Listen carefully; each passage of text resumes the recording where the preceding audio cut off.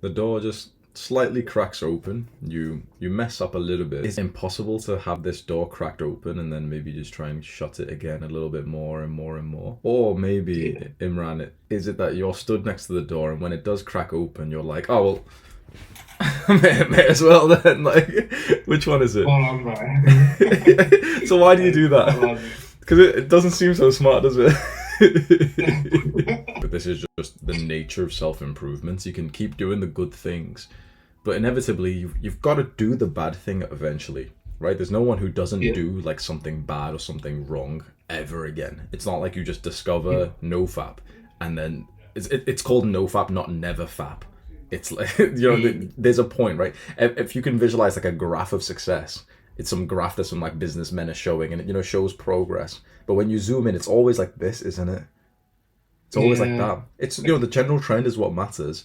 Imagine if Yeah. these business guys they saw like this one here, and they were like, "Oh well, we've lost 5% of the business, so we may as well destroy the entire business, guys." Imran said to open the door fully, guys.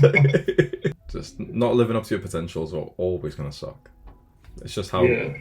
it's how you should feel. The fact that you do feel this is actually a good thing. I'm glad that you feel bad about this. Because if you didn't, Mhm. then you'd waste away. The fact that you Yeah. have this It's feeling is a true. really good thing. Yeah. It was to realize that crack in the door isn't a problem. If you think it's a problem, that's when it turns into fully opening the door. Because psychologically, it messes you up when you can't stand the door being this open. It makes you fully relapse, reset all the progress. It was weird, this weird process to walk these guys in, but to try and coach them and teach them that we always expect the door to be open this much. Always. And when you're not okay with that, when you're not okay with taking a couple of rest days every now and then, when you're not okay with relapsing every now and then, that's when you actually do it worse. So this isn't to say to be a Jeffrey and start coping in 1 hour of video games a day or anything like that.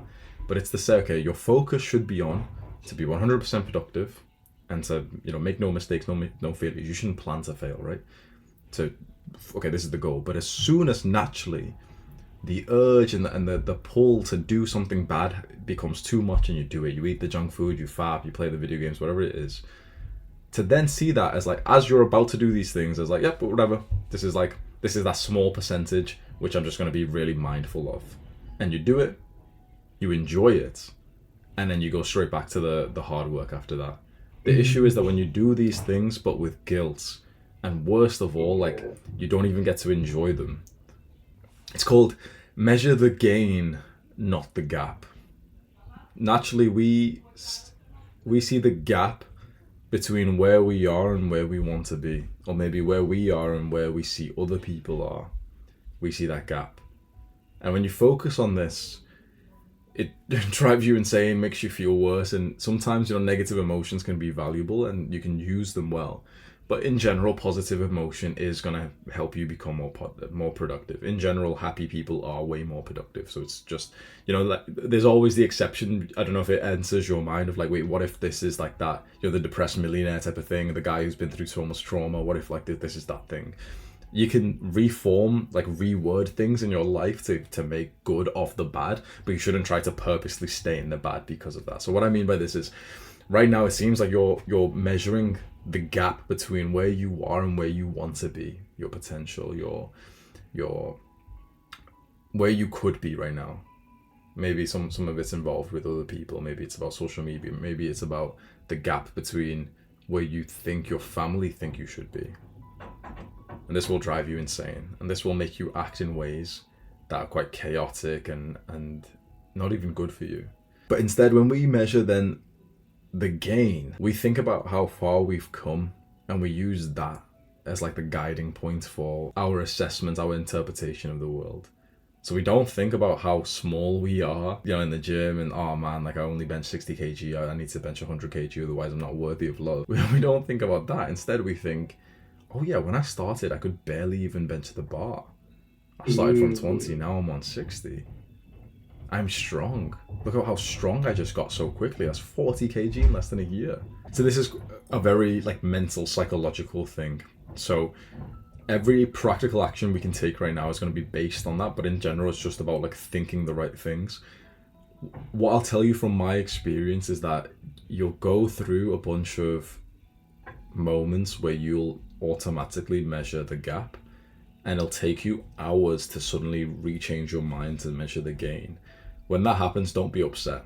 If you ever measure the gain, it's positive. Even if you've just been coping for like 2 hours afterwards, I found that like the more you keep this in your mind and the more you live like this, like the less time it takes to reform your thoughts. But naturally, you are still going to be measuring the gain for the gap for a little while. You're still going to be looking at how you're inadequate instead of how the progress you've made for a little while. And maybe you'll cope for like 2-3 hours, and then you'll get the thought, oh yeah, the gain, not the gap. So I made progress. So that's just one mindset to keep in mind. And I like to personally use my environment for this. I like to surround myself, like just control my environment to kind of remind me of things that I think is important. Like you set a picture of you when you first went to the gym or before you went to the gym as your phone lock screen. Print that picture out and stick it up on your mirror.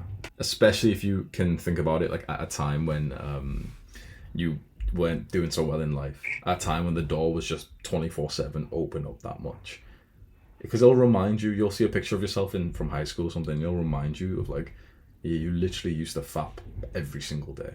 You used to eat junk food, you used to do this and this and this. It makes you okay with realizing if the door was open this much 24/7, maybe we should be okay with the door open this much 24/7, because that's an amazing improvement.